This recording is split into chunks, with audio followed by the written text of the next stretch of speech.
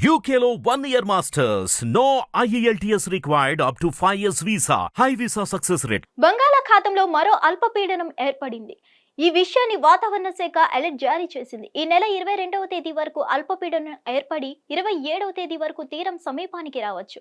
పరిస్థితిని బట్టి తుఫానుగా మారవచ్చని అంచనా. పశ్చిమ మధ్య బంగాళాఖాతంలో ఏర్పడిన అల్పపీడనం తీవ్ర వాయుగుండంగా మారి పూరి సమీపంలో తీరం దాటింది. ఇది వాయువ్య దిశగా పయనిస్తూ తీవ్ర అల్పపీడనంగా బలహీనపడింది. ఫలితంగా ఉత్తరాంధ్ర, ఒడిశా ప్రాంతాల్లో భారీ వర్షాలు పడవచ్చు. ఏపీలోని మిగిలిన జిల్లాల్లో మోస్తారు వర్షాలు పడనున్నాయి. దక్షిణ కోస్తా జిల్లాలో తేలికపాటి వర్షాలు పడవచ్చు. వాయుగుండం తీరం దాటడంతో ఏపీకు వర్ష ప్రభావం తగ్గింది. అయితే ఈ వాయుగుండం ముప్పు ఏపీకు తప్పినా ఇప్పుడు మరో అల్పపీడనం పొంచి ఉందని తెలుస్తుంది. ఈ నెల 20 నుంచి 22 తేదీల్లో బంగాళాఖాతంలో మరో అల్పపీడనం ఏర్పడి 27వ తేదీకి తీరానికి చేరుతుంది.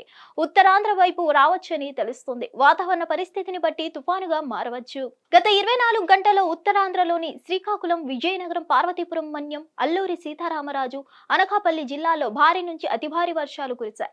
అల్లూరి సీతారామరాజు జిల్లా వై రామవరంలో అత్యధికంగా 13.7 సెంటీమీటర్లు, చింతపల్లిలో 13.4 సెంటీమీటర్లు, గంగవరంలో 12.4 సెంటీమీటర్లు, అడ్డతీగలలో 11.7 సెంటీమీటర్ల వర్షపాతం నమోదైంది.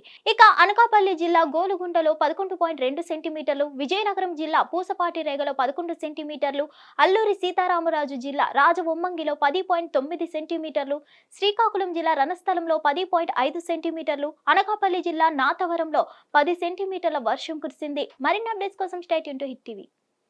హిట్ టీవీ యాప్ ని డౌన్లోడ్ చేసుకోండి. ఇందులో short news, live news, entertainment movies అన్ని అవైలబుల్ గా ఉన్నాయి. Please download Hit TV app. Hit TV app. Hit TV యాప్ని ఫ్రీగా డౌన్లోడ్ చేసుకోండి.